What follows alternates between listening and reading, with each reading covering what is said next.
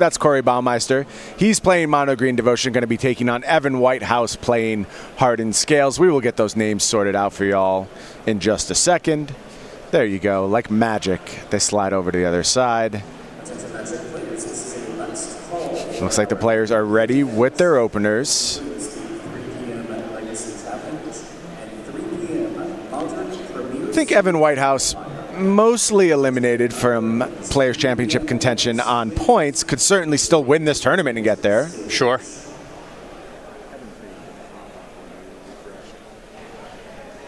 Man, Once Upon a Time is such a ridiculous Pretty card. good magic Every card. time we see it, Brian, I'm just like... Pretty good. I think it's going to be...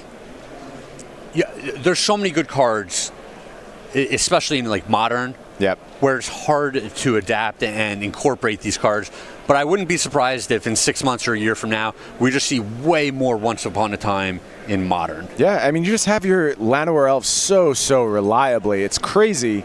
I say that, though. Corey Baumeister does not have a turn 1 elf, does have 4 Once Upon a Time, as well as the 8 elves in his deck. Instead, going to go with Burning Tree Emissary into Walking Ballista for 1. Kills a Llanowar Elf. But now, Evan Whitehouse getting back the turn with plenty of mana and a Winding Constrictor on the battlefield. Scary spot for Corey Baumeister. Yeah, Evan's just so far ahead. He got the play. He had the mana creatures. He's got one of his enablers in the Constrictor. Now we're going to see what he can really do.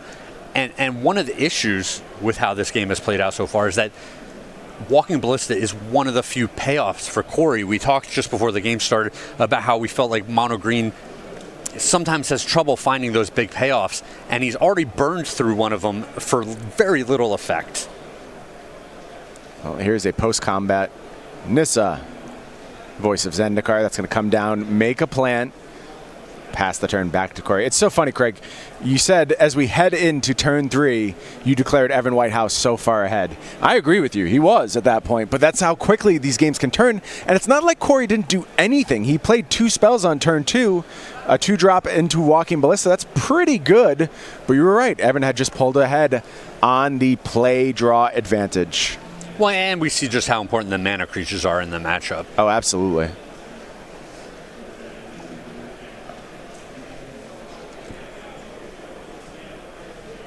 Corey going to go ahead and make an attack with the Burning Tree Emissary. Looks like Evan just going to throw a plant in front. And if I'm in Corey's seat, I'm saying to myself, I need a setup this turn. Right? Like, I'm not going to be able to get that Nissa off the other side of the board. I'm not going to be able to kill the Winding Constrictor. Right. But I need to have a setup this turn to where next turn I have a very big turn, because otherwise the Constrictor plus the Nissa plus whatever's in Evan's hand still is just going to run away with you. Yeah. Yeah, so Corey's going to tap 3 mana here. Voracious Hydra for 1. Okay. It's okay. Not great, but okay. I don't hate it. At least restricting Evan's mana a little bit, hopefully keeping him off a huge payoff like Vivian. Looks like the job was done. Uh-oh. Here's Walking Ballista, though, and with a Winding Constrictor on the battlefield, that spells trouble. Oh, immediately 2 counters on it, and can just minus Nissa here for a couple more. Yeah, these things are going to get huge. Yeah. This game turned very quickly. A 4/4 Walking Ballista is so problematic for Corey to deal with.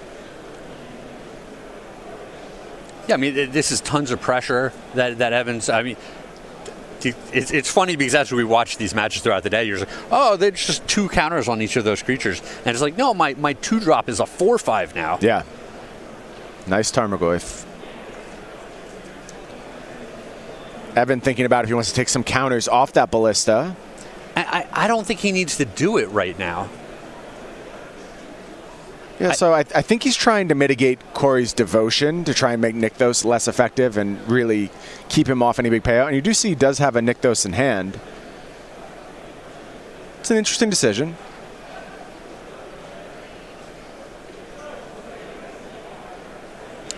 Yeah, Nykthos with the Burning Tree Emissary still on the board. It's +1 mana. Yep. So it's very similar to as if he picked off Llanowar Elf or something. But I just think the 4/4 Walking Ballista and still having those bullets in the chamber Right. Well, the fear is now that it could be vulnerable to like Voracious Hydra if Corey had a land in hand. So I get where you're coming from, for sure. But even if that Ballista goes, Evan has a lot going on. Here's just a Jade Light Ranger from Corey. Oof, and I said this needed to be kind of the big turn for Corey. This doesn't feel that big. And this is not big at all. And in fact, that Jade Light Ranger is already going to die. Reveals Burning Tree Emissary. Okay, I mean, it's a free 2 points of devotion. Yeah, but it's just not enough, I don't think. Yeah, I don't think it's getting Corey where he needs to go. Yeah, and Corey just going to grab a forest from those Jade Light Ranger Explorers. And that means Evan free to minus Nissa. And these things are getting huge. Everything's huge. This has to be close to lethal. I bet he's got a follow-up Nissa as well. And yep. Yeah, I can't imagine this isn't lethal at this point. You ping off the blocker. Yeah. Yeah, and Corey just going to scoop it up, and that means Evan Whitehouse takes down game one, Hardened Scales versus Mono Green Devotion. Yeah, we see just no mana creature. All of it. The Walking Ballista that Corey deployed was not great without the explosiveness of all the free mana. Right. The Hydra that he deployed was not great without the explosiveness of a bunch of free mana. And I think it only gets worse for him post-sideboard. Yeah, just no engines online for Corey there, and you saw his deck really not come together.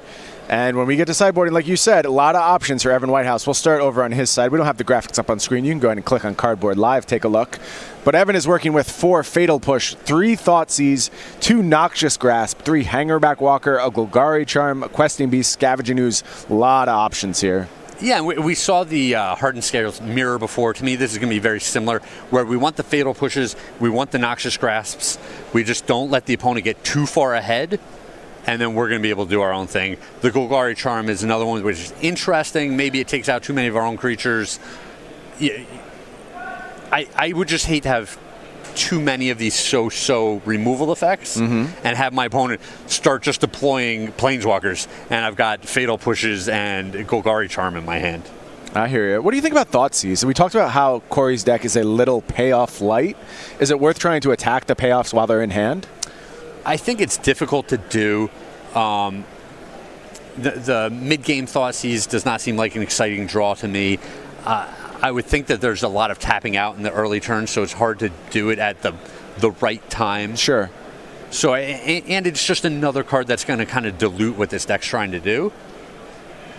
So I don't think I want to side in that many cards. Okay.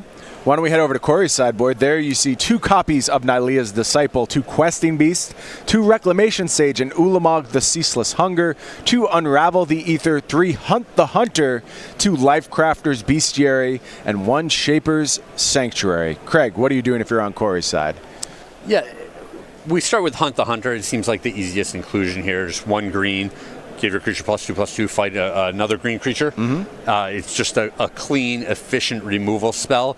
You have to be a little bit careful because they could blow you out with a Fatal Push in there or a Noxious Grasp, but Corey knows what he's doing in this matchup. And then it's a question of what, if you want some of these other cards. We talk about how Questing Beast might be good enough on the play. I think it's much worse on the draw, where it can sneak past some little things to deal damage to an opponent and punch their Planeswalker.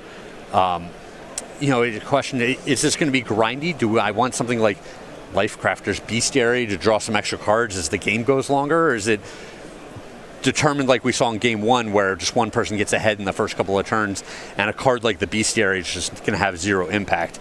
So it'll be interesting to see what the players think of this matchup. Yeah, a lot of it is going to be dictated, I think, by how Evan wants to play the matchup. I think he really holds all the cards here. He gets to decide what these post-board games look like. So whatever he does, Corey will have to appropriately react to it. Well, if you're as big a fan of Corey Baumeister as I am, you certainly know by now you can always catch Corey on Versus Live, right where you're watching this very event, twitch.tv/Star City Games, every Tuesday and Thursday. Corey's heading into the arena with Ross Merriam, trying to figure out who gets to take home the marbles. I believe Brad Nelson made a guest appearance this past week. You never know who's going to stop by Versus Live. You want to make sure you catch that every Tuesday and Thursday, 1 p.m. Eastern Time. Love the versus live. Absolutely. Supposed to be working in the middle of the day? Mm-mm. That's why I don't have a job, Craig, just so I can watch versus live. I have that job, and I watch versus live. Get that high-level Magic content in the middle of the day. Nice. Love it. Devoted to your job, Craig. I appreciate that. Well, devoted to this job anyway, making sure you're always prepared when you come by. I'm always giving it 100% somewhere. Good. That's all that matters, as long as you're doing it somewhere. Once Upon a Time from Evan Whitehouse, following up on Corey Baumeister's Llanowar Elves. Evan just going to go ahead and grab a Voracious Hydra.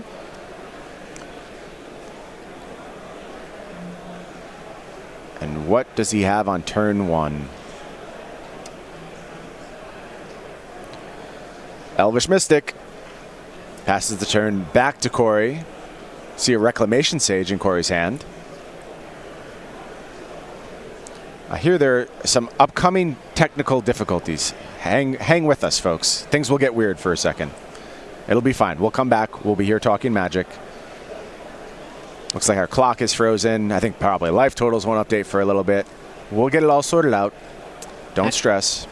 It's funny because this is the start that we want to see out of Corey, but until he starts hitting some payoffs with like Nykthos and a big fatty, these creatures just look so fair, right? Like, oh, they do. You're just like, all right, you got a 2/2, you got a 2/1.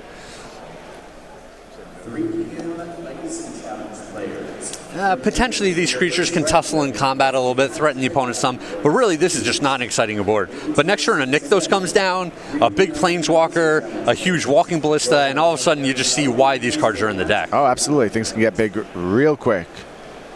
There is Voracious Hydra for 1. Evan going to control Corey's mana. Takes out that Llanowar Elf. As promised, things have gotten weird. Don't worry about it. And I like this line where you say, I'm going to get one of your little green pips off of the board so that if you have Nykthos, it's not that dangerous. And it's an elf, which means it's big. You're not going to have those explosive draws where you get too far ahead of me. Yeah, we've seen this a lot. It's kind of one of the hallmarks of this Pioneer format thus far. Mitigate your opponent's mana advantage. It's absolutely critical to do so. Well, here is Hunt the Hunter. You called it, Craig, and that is going to take down the Elvish Mystic for Evan. Again, Corey controlling Evan's mana. And these two creatures going to rumble in. Evan due to take 6 points of damage. Yeah, and I wish I mean, it's nice to get that bump when you attack your opponent. But I think in the course of the game, the way that the games play out, that extra 2 damage is not that relevant. Right. Maybe if you're attacking a Planeswalker in the mid-game, it can be pretty important. But in general, to me, Hunt the Hunter is just such an awkward, clunky card. It's very specific in the sideboard. It doesn't come in a ton of matchups. And it just feels like if you're playing black, you get Fatal Push, which is 10 times better. Yeah. I got to say, in the heads up thus far, just from what I've seen, I like the Hardened Scale setup. Much better than the Mono Green Devotion setup. Ooh, this is a big draw. Here's Nykthos. That's going to produce 4 mana. 5 all day. Nissa, our first Nissa who shakes the world, coming down. You thought you were sick of Nissa in Standard. Wait till it's in Pioneer, too. Going to go ahead and make a 3/3 forest. Yeah, and you know, Corey's draw wasn't that explosive. It wasn't that powerful. To me, it was important that he drew that Nykthos there, and he got this Nissa onto the board ahead of schedule. Yeah, well, he's got a lot of mana now, so if he finds a payoff, things are going to get big real fast. And look at that, everything's back to normal, except we have become Cedric Phillips and Patrick Sullivan. No, we're back to us. Don't worry about it. Oh, man, I enjoyed it for a second there. I know. It was nice. I felt much more highly paid for some reason, Craig. I don't know why. I just had this sense that I had more money coming my way. I just felt more popular. Okay. Probably that, too.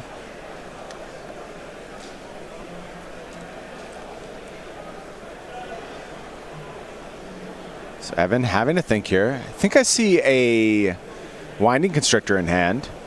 Another card I'm just glad to see again. And it's funny because it's with a lot of the same cards it was already with in Standard. Yeah. You get the Walking Ballista, you get the Nissa. Yeah, it's great how much this is really playing out like the best of Standard. And that's how I think Modern was maybe first envisioned. It never played out like anything resembling that. Modern is a big mess. Yes, this feels a lot closer to the best of Standard, though. Getting another shot to see all our old favorites. This, though, is a new favorite. It's Vivian Arcbow Ranger combining so beautifully with that Walking Ballista on the other side of the battlefield. Gotta love that combo. And I wonder what Evan's plan is here, because the Walking Ballista, to me, it's going to be tough for it to get a lot better. Mm-hmm. Like, there's going to be another land animated here. Corey has access to just 1 billion mana. I wonder if you were supposed to take out... I guess the decision's getting made for him anyway. I was just saying, I wonder if he was just supposed to trade it for that forest. Kill a forest. On his own turn. Just, you don't give your opponent access to the mana. Yeah, gonna do it now instead.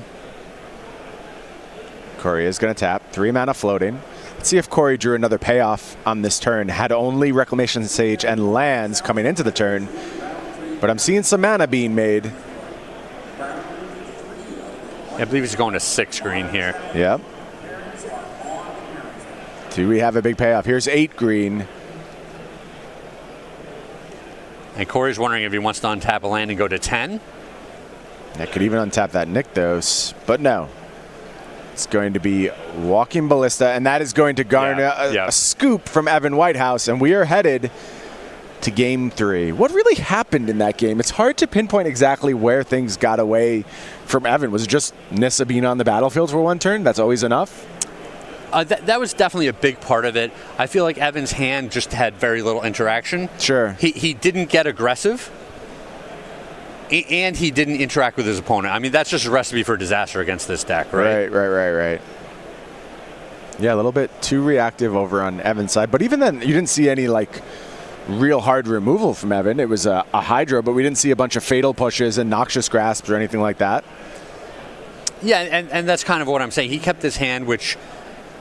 it didn't explosively execute his own game plan, and it wasn't capable of stopping his opponent from doing his game plan. Right. So it's possible that this is a hand that, as he gets more familiar with the matchup, he'll mulligan in the future. Well, let's discuss that, right? How good is Hardened Scales at mulliganing? It's a synergy deck. Like, you generally want to avoid mulligans when you can. I think with both these decks, that's a fair statement. Sure. But there's a limit to how far you can go with that principle. Yeah, I think that we said that the mono green deck has the ability to just be way more explosive, go even more over the top. And, I think if you're not doing something unfair on your own side, you have to absolutely be making sure they don't do something unfair on their side. Sure. Well, that sounds like a good principle to me. Well, we are even at 1 game apiece here. Players shuffling up for Game 3. Get used to this matchup. Gonna see a lot of it. I'm sad that the Pioneer rounds are over now. Oh, we've got more Pioneer. I mean, obviously this is it for today, but... got it tomorrow. Well, what I love is that we have so many great players here. Mm-hmm. As the tournament goes on, we're just going to see clashes from the best of the best all day. Absolutely. Yeah, we'll get more Pioneer tomorrow. Of course, our top 8 also Pioneer. Can't wait for that. Yes. It's good stuff. Props to SCG for adapting on the fly, getting us a fun new format. Props to all the players for working through the demands of a really time-pressured tournament. But ultimately, I think everyone had a great time with it. Everyone's enjoyed their time figuring out Pioneer. Really excited that this is ultimately where the SCG Invitational fell. Yeah, it's kind of twofold, right? Like, Standard just seems like a solved format that is not exciting and very degenerate. Mm-hmm. So no one was excited about slogging their way through that all weekend long. Yep. And then Pioneer's the new hotness. It's exciting. Everyone wants to brew, innovate, see if they can catch the field off guard. And we're all excited to see what happens this weekend. Yep, we'll still have to see what gets filtered to the top. I'm still looking for that completely off-the-wall deck that we just didn't expect this weekend. If you're looking to get your hands just buried into Pioneer, just completely dive into the format, maybe there's no better place than SCG Game Night. Figure out what your local stores are doing. They might have Oh wait, this is the new game night product. This is not our SCG game nights. I am sorry, Craig. This is not going to help you with Pioneer. This is a product designed to allow you and some of your friends to pick up Magic. You can learn more about it. Go to go.starcitygames.com/GameNight2. Craig, I have no idea what's in this product. Do you have any idea what's in this? I don't. Awesome. But well, that was a really effective ad for Game Night. I'm glad we really delivered that one. First, we thought it was the wrong thing. No, but Brian, then I see this ad. I have people all the time that know I play tons of Magic, okay. right? I'm sure you do too. Friends, family members, stuff like that. Right. And I don't have any starter decks. I don't have anything that's more casual. Sure. I don't have a way to introduce them to this game. Right. And you think I would. I played Magic my whole life, right? But that's just not something I've hung on to. And so if there's a product out there that is a little more simple, it's not everyone's playing Elk every turn. Right. I'm interested in that. Yeah, I think that's exactly what Game Night is. I wish I had some more specificity. I'm going to learn about it in our off rounds. I'm going to know all about Game Night. I'm going to come back and talk about it. Yeah, I feel like I'm just going to pick one up and we'll see. Yeah, maybe that's the best way to do it. Maybe we just battle with the Game Night boxes. Looks like both players on a mulligan to 6 here. So many new products, Craig. I can't keep track anymore. There's too many Magic products to buy, and I'm here for it. I'm buying all of them. I know you are. I don't even know what it is. I'm already signed up to buy it. No, but especially if they make them more premium. Right. Oh, then I'm definitely buying it. Yeah. Wizards is like, hey, Brian, we've got this product. And you're like, I'll buy it. And they're like, wait, we have the same product, but more expensive. I'll buy 2. Thank you. Yeah, and you're just like, well, more expensive. How could I say no? Right. It's got to be better, right? That's the way capitalism works, I'm pretty sure. Sure. Yeah. Okay. I mean, capitalism has no flaws. Okay. Yeah. Ross Merriam coming into the booth next round to tell you more about that. Stay tuned.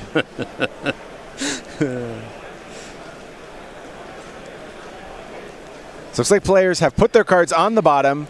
Evan Whitehouse going to lead with a swamp. Gross. I mean, I would think he's set up for turn 1 Fatal Push.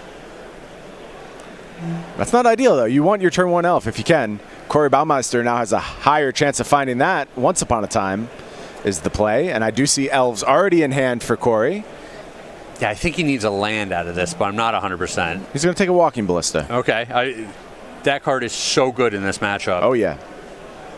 And you assume he's running out this elf just to get it pushed. Let's see. There it is. Everyone knew that was coming. Evan going to untap. Takes his draw. I think he drew once upon a time. Oh, what a tease, right? Nothing feels worse. There's Winding Constrictor from Evan. Draw heads back to Corey. Yeah, Corey has plenty of lands going on right Castle Garenbrig in hand. All right, it's time for some more Hunt the Hunter. That's going to allow Elvish Mystic to defeat Winding Constrictor in hand-to-hand combat. Evan Whitehouse without much going on. There you see a Noxious Grasp in hand. And I think Evan's thinking, do I have to kill this Elvish Mystic? Well, he's got this tough spot. I think he's without a land right now. So he's saying, I'd like to cast my Once Upon a Time, find that land, not miss a land drop this turn. But I also... He's going to grasp instead. I don't want you to get too far ahead while I'm doing that. He does have a land. Okay, that makes sense. Okay, that does make sense. And now Evan has reclaimed the mana advantage. Corey says, not so fast. Plays a Llanowar Elf.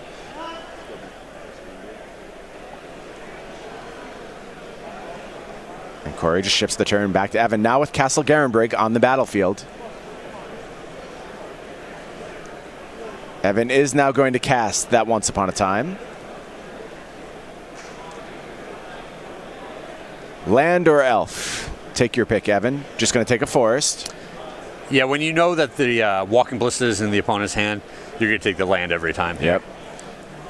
Corey just a mana away from playing 3/3 Walking Ballista. Draws the forest. Going to activate that Castle Garenbrig.